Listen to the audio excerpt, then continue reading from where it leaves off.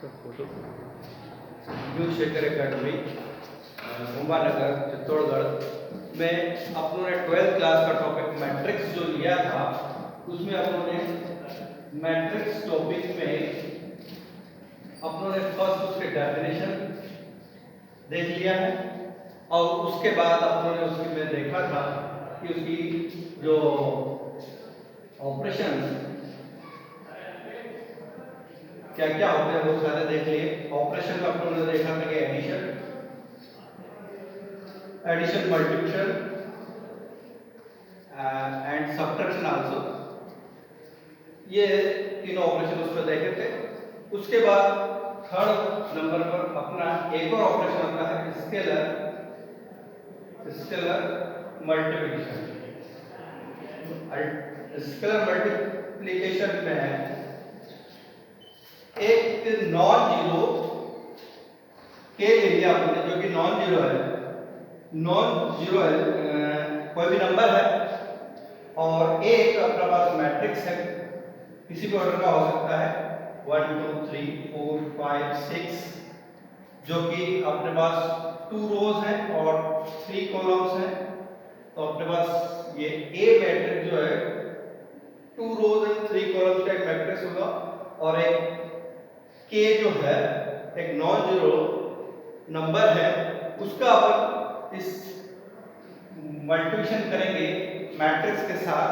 तो इस के का मल्टीप्लिकेशन इस जो एलिमेंट है इस मैट्रिक्स के, इसके हर एक एलिमेंट के साथ के का मल्टीप्लाई होगा। तो के 2k 3k 4k 5k 6k, इस टाइप से जो हमें मैट्रिक्स प्राप्त होगा उसे हम स्केलर मल्टीप्लिकेशन या अदिश गुणन के द्वारा व्यक्त करते हैं। तो इस प्रकार हमने एडिशन देख लिया, उसका सब्ट्रैक्शन देख लिया, मल्टीप्लिकेशन देख लिया और स्केलर मल्टीप्लिकेशन देख लिया। ये सारे ऑपरेशन मैट्रिक्स में लगाए जा सकते हैं। अब इसके बाद इसकी कुछ प्रॉपर्टीज होती हैं, उनके लिए हम मैट्रिक्स में कुछ प्रॉपर्टीज सारे ऑपरेशंस के लिए होती हैं, वो अपन एक के बाद एक डिस्कस करते हैं। फॉर एडिशन के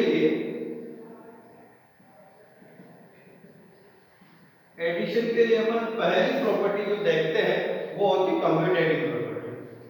कम्यूटेटिव प्रॉपर्टी को हिंदी में क्रम विनिमय नियम भी कहते हैं। कम्यूटेटिव प्रॉपर्टी या क्रम विनिमय नियम, क्रम विनिमय नियम, इसके अंतर्गत अपने पास दो मैट्रिक्स ए और बी सेम ऑर्डर के होने चाहिए। अगर सेम ऑर्डर नहीं हुआ तो हम एडिशन नहीं कर पाएंगे, हमें पहले ही पता है। यदि ए मैट्रिक्स को बी के साथ जोड़ा जाता है, मान लिया कि ए के मैट्रिक्स के अवयव इस प्रकार के हैं, इसका ऑर्डर भी m × n ले लिया और बी मैट्रिक्स के एलिमेंट अपने पास bij ग्रुप के हैं और इसका ऑर्डर भी अपने को सेम ही लेना पड़ेगा, क्योंकि सेम ऑर्डर के ही अपन मैट्रिक्स को ऐड कर सकते हैं। इसलिए इस टाइप के मैट्रिक्स लिए हमने aij जिसका ऑर्डर m × n है और bij जिसका ऑर्डर m × n है, सेम ऑर्डर के हैं तो हम इनको ऐड कर सकते हैं। तो ये इसके हर एक एलिमेंट आपस में कॉरस्पॉन्डिंग एलिमेंट ऐड हो जाएंगे एडिशन में और ऑर्डर भी इसका सेम ही रहेगा। अब अपन जानते हैं कि भाई जो एडिशन के साथ एलिमेंट कम्यूटेट होते हैं, जैसे कि 4 + 5 कितना आता है 9 और 9 + 4 कितना आता है, सॉरी 5 + 4 कितना आता है 9, 7 आता है। तो हम इसको लिख सकते हैं bij + aij m × n। क्यों कि कम्यूटेटिव प्रॉपर्टी एडिशन के लिए लागू होती है।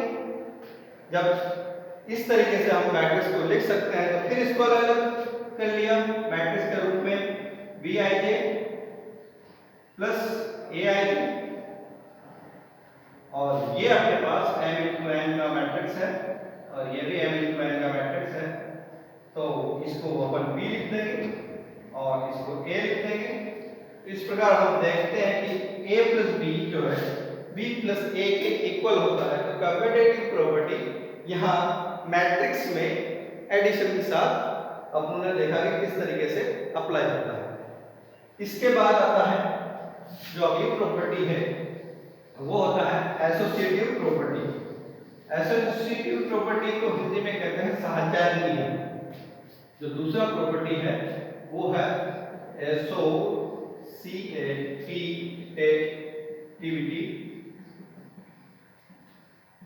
साहचर्य नियम। इस प्रॉपर्टी में हम देखते हैं कि ए, बी और सी अपने को तीन मैट्रिक्स चाहिए होते हैं ए बी सी। तो हम A plus B in bracket plus C equal to लिख सकते हैं A plus in bracket B plus C.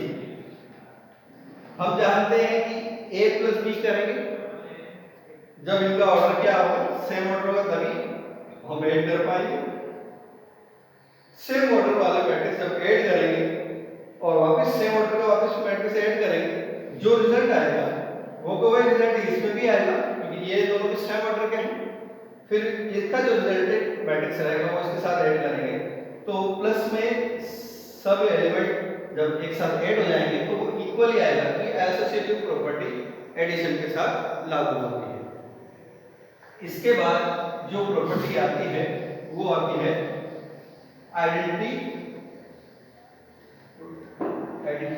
Additive third property है एडिटिव आइडेंटिटी। योज्य तत्समक। योज्य तत्समक हम जानते हैं कि किसी भी अवयव में कुछ ऐसा ऐड कर दिया जाए कि वही अवयव आए तो वो उसका योज्य तत्समक या एडिटिव आइडेंटिटी कहा जाता है। तो ए कोई मैट्रिक्स है, इसके साथ ये जो है नल मैट्रिक्स, नल मैट्रिक्स को हम जब ऐड करते हैं तो वापिस ए ही मैट्रिक्स मिलता है। तो ये जो O है या नल मैट्रिक्स है, ये नल मैट्रिक्स एडिशन के लिए आइडेंटिटी का काम करता है, इसलिए इसे आइडेंटिटी कहते हैं, योज्य तत्समक। तो योज्य तत्समक निकालने के लिए, एडिटिव आइडेंटिटी निकालने के लिए ये जो है ए के साथ अपन नल मैट्रिक्स को ऐड करेंगे। हम जानते हैं कि मान लिया कि ए हमारे पास एक 1 2 3 4 टाइप का मैट्रिक्स है और नल मैट्रिक्स हमने ले लिया 0 0 0, जो इसका ऑर्डर होगा वही ऑर्डर इसका होगा। तो ए प्लस ओ किया हमने, यानी 1 2 3 4 प्लस 0 0 0 0 ऐड किया तो 1 plus 0 2 plus 0 3 plus 0 4 plus 0 corresponding elements add होंगे और इससे हमें वापस 1 2 3 4 यानी कि ए मैट्रिक्स हमें वापस मिल गया। तो ये जो नल मैट्रिक्स है एडिटिव आइडेंटिटी कहलाएगा मैट्रिक्स के लिए। इसके बाद आता है एडिटिव इनवर्स। एडिटिव इनवर्स योज्य प्रतिलोम। चौथा जो है अपने पास है योज्य प्रतिलोम। योज्य प्रतिलोम यानी कि एडिटिव इनवर्स। एडिटिव इनवर्स के लिए अपने पास ए मैट्रिक्स है, उसमें ऐसा मैट्रिक्स कि हमें नल मैट्रिक्स यानी कि शून्य अवयव प्राप्त हो जाए। तो मान लें कि ये एक मैट्रिक्स है अपने पास, इस मैट्रिक्स में हम माइनस ए एक अन्य मैट्रिक्स है, इसको हम ऐड करेंगे a प्लस माइनस ए, तो हमें क्या मिलेगा 0 यानी नल मैट्रिक्स। तो इस माइनस ए को minus A is called additive inverse, additive inverse of ए।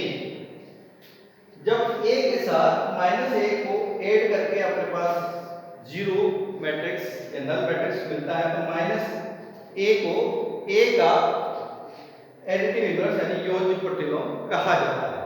इसको हम किसी उदाहरण से व्यक्त कर सकते हैं।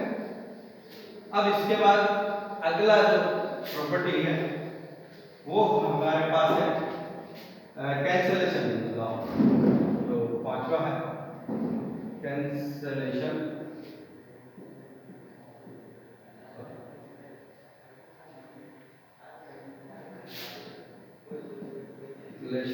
लॉ यानी कि निरसन नियम, इसे हिंदी में कहेंगे निरसन नियम, कैंसलेशन लॉ। इसके लिए हमें 3 मैट्रिक्स ए बी और सी है।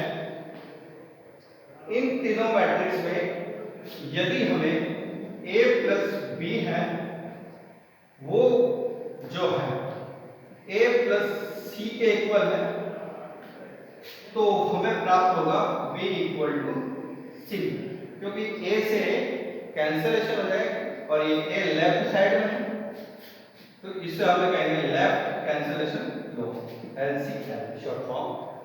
इसके बाद यदि हमारे पास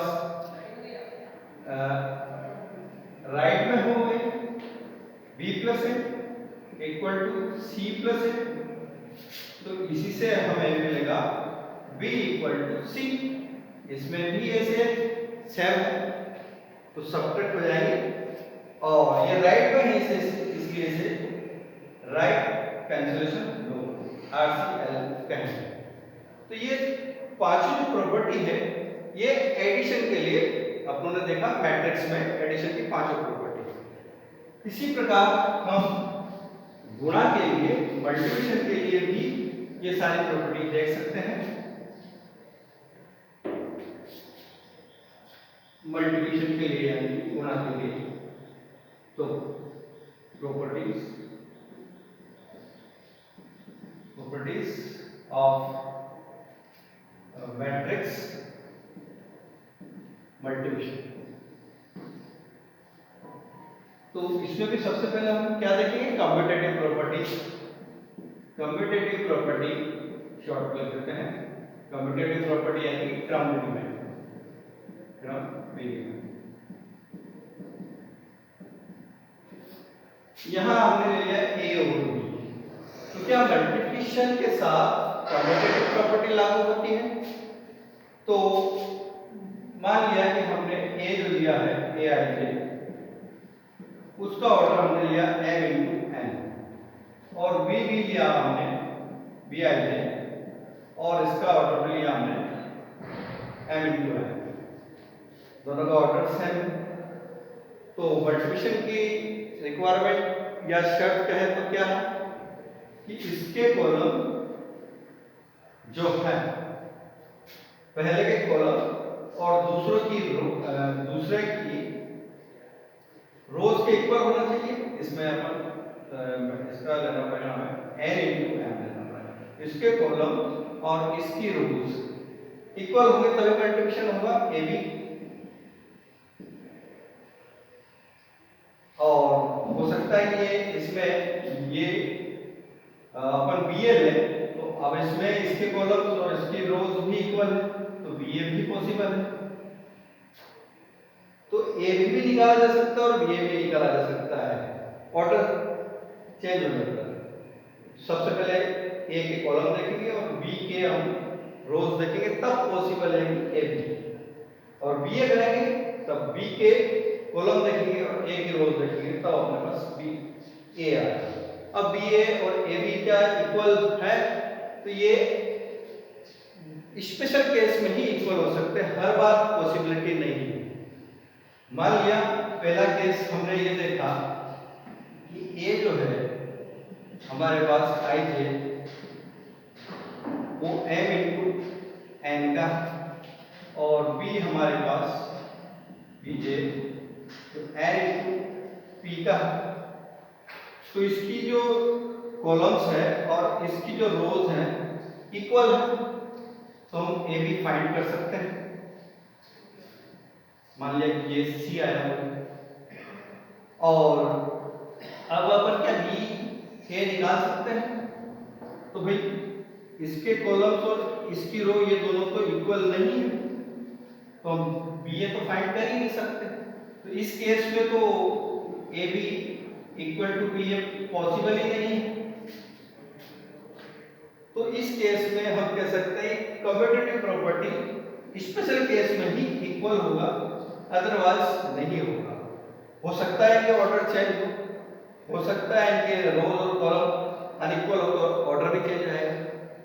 इस टाइप से हम देखते हैं कि कम्यूटेटिव प्रॉपर्टी मल्टीप्लिकेशन के साथ लागू नहीं होती है, कुछ स्पेशल केस में ही मल्टीप्लिकेशन प्रॉपर्टी लागू होती है।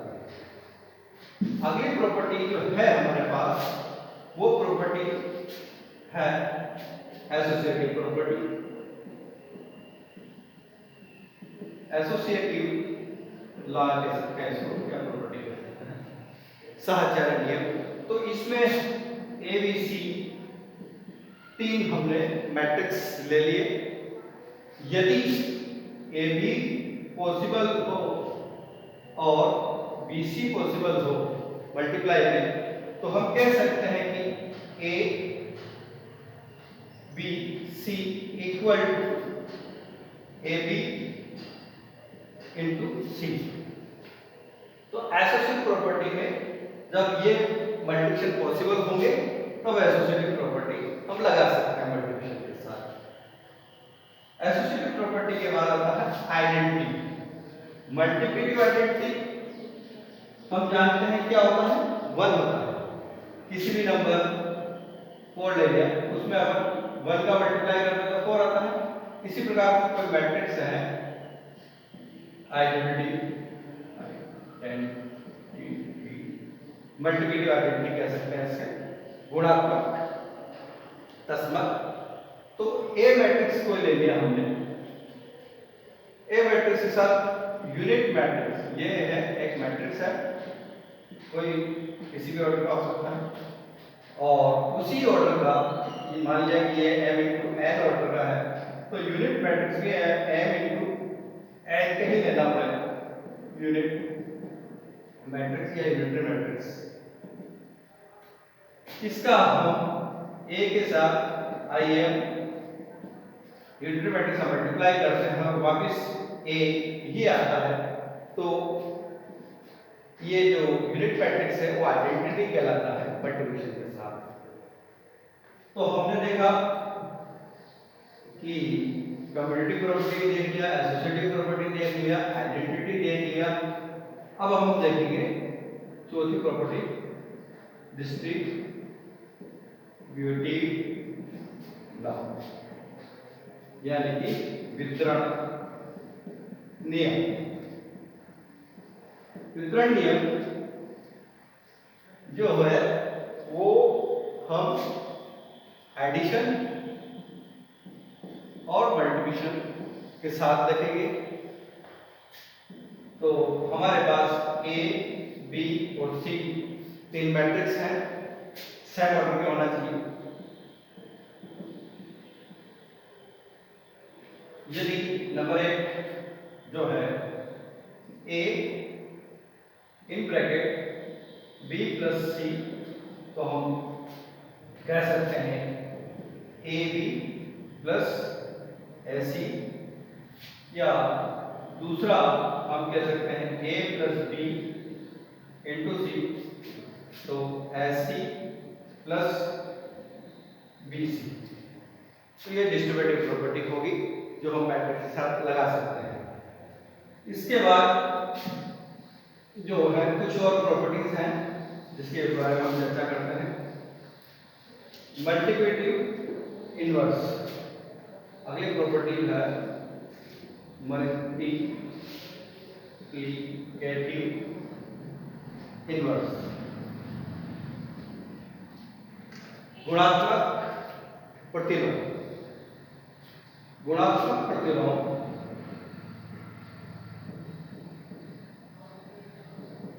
गुणात्मक प्रतिलोम के लिए हमें दो मैट्रिक्स ए बी है और ए और बी का जब हम मल्टीप्लाई करते हैं और हमारे पास यूनिटरी मैट्रिक्स आई आता है तो बी को ए का गुणात्मक प्रतिलोम, बी को ए का गुणात्मक प्रतिलोम कहते हैं। इसको हम लिख सकते हैं B equal to A inverse, या उल्टा भी लिख सकते हैं A equal to B inverse, क्योंकि बी इंटू ए बी दोनों गुणा यदि यूनिटरी मैट्रिक्स आता है तो एक दूसरे के वो गुणात्मक प्रतिलोम कहलाते हैं। एक उदाहरण लेके हम इसको समझ सकते हैं।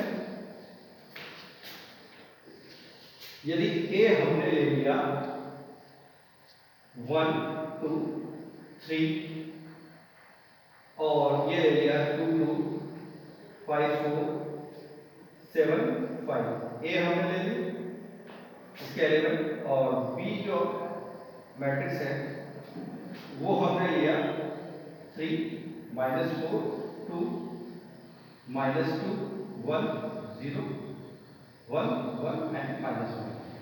अब ये हमने दो मैट्रिक्स ले ली। अब हम देखते हैं कि इसका ऑर्डर कितना है, 3 इंटू 3 का है, और इसका ऑर्डर कितना है, 3 इंटू 3 का है। तो क्या ए बी पॉसिबल है? तो बिल्कुल है।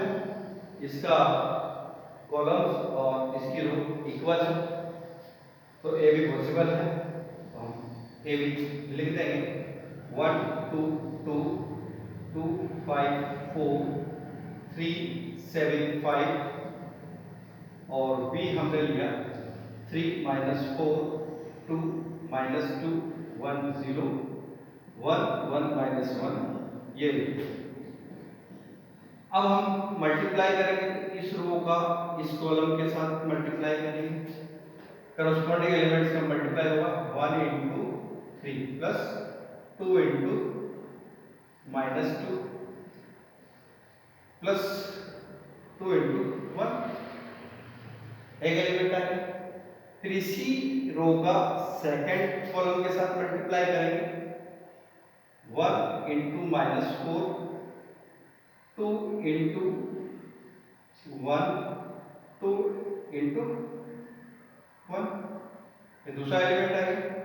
और इसी रो का पुनः तीसरे कॉलम के साथ मल्टीप्लाई करेंगे तो 1 into 2 2 into 0 plus 2 into 0 2 into -1 plus 2 into -1, इस टाइप से हमने ये मल्टीप्लाई करेंगे।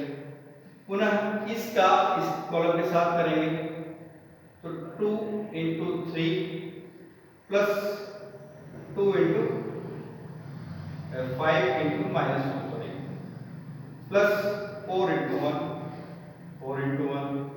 फिर इसी कॉलम का रो का इस कॉलम के साथ मल्टीप्लाई करेंगे तो 2 इंटू -4 5 इंटू 1 प्लस 4 इंटू 1। फिर इसी रो का थर्ड कॉलम के साथ करेंगे तो 2 into 2 plus 5 into 0 plus 4 into -1। फिर थर्ड रो का फर्स्ट कॉलम के साथ किया 3 इंटू 3 7 इंटू -2, 5 इंटू 1, फिर सेकंड कॉलम के साथ 3 into -4 plus 7 into 1 plus 5 into 1, फिर इसका थर्ड कॉलम के साथ तो 3 into 2 plus 7 into 0 plus 5 into -1। अब इसको सॉल्व किया हम, ये कितना है 3, ये कितना है -4 और ये कितना है 2, 3 और 2 हो गया 3 और 2 5 और 5 में से 4 जाएंगे तो कितना बचेगा 1। इसी टाइप से इसको सॉल्व करते हैं, ये हो गया -4 और ये 2 और ये भी 2 प्लस 4 और -4 हो गया 0, फिर ये हो गया 2, ये 0 और ये -2, ये हो गया 0, फिर इसको सॉल्व किया 6, इसको सॉल्व किया -10 और इसको सॉल्व किया तो 4, 6 प्लस 4 10 और -10 0, फिर इसको सॉल्व किया तो -8, इसको सॉल्व किया तो 5 और इसको सॉल्व किया तो 4, 5 plus 4 9, 9 minus 8 is 1, again 4 0 and -1 is again 9 minus 14 and 5, 5 and 9 14 and -14 is 0, -12 7 and 5 12, -12 is 0, 6 0 and -5, तो 6 - 5 is 1, ये आ गया। तो इस तरीके से a को b का प्रतिलोम कहेंगे और b को a का प्रतिलोम कहेंगे। तो इस एग्जाम्पल से हमने एक तो गुणा करना देख लिया और योज्य प्रतिलोम निकालना देख लिया। इसके बाद आता है अगला जो है प्रॉपर्टी में, वो है जीरो डिवीजन।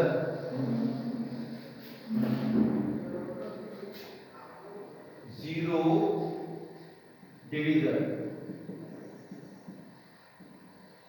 शून्य भाजक। शून्य भाजक मैट्रिक्स में तब कहा जाता है कि ए और बी दोनों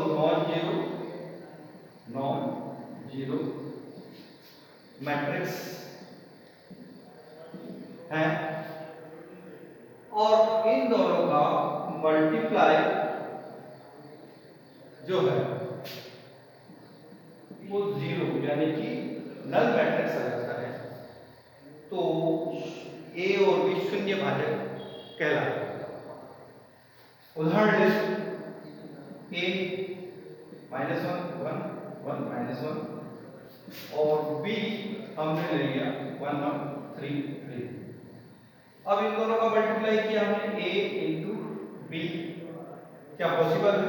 इसकी जो कॉलम है 2 और इसकी जो रो है वो 2, तो पॉसिबल है।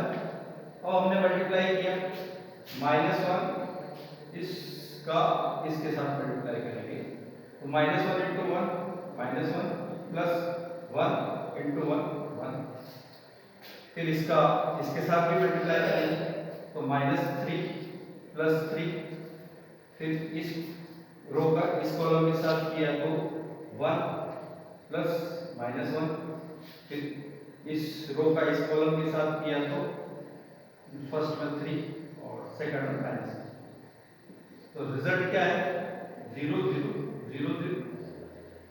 तो ये जो नल मैट्रिक्स आया है तो ए और बी क्या कहलाएंगे? हम जीरो डिवीजन कहलाएंगे। इसके बाद जो प्रॉपर्टी आती है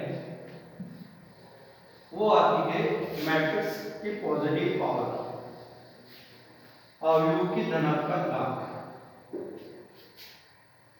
positive power of matrix. Positive power of matrix एक कोई स्क्वायर मैट्रिक्स हो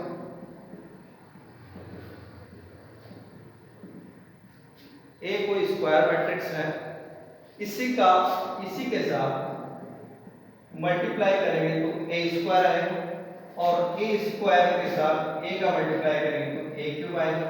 इस तरीके से ए के पावर में n माइनस 1 इंटू ए करेंगे तो ए टू द पावर है। तो इस टाइप से अपन ए की पॉजिटिव पावर निकाल सकते हैं। इसके बाद हम अगले वीडियो में कुछ ऐसे एग्जांपल्स और क्वेश्चंस लेंगे आपके एक्सरसाइज के, जो प्रैक्टिस करने पर आपको बोर्ड के एग्जाम में आएंगे, उनको अपन सॉल्व करके आपके अच्छे से अच्छे अंक आ सके, उसके बारे में अगले वीडियो में बात करेंगे। धन्यवाद।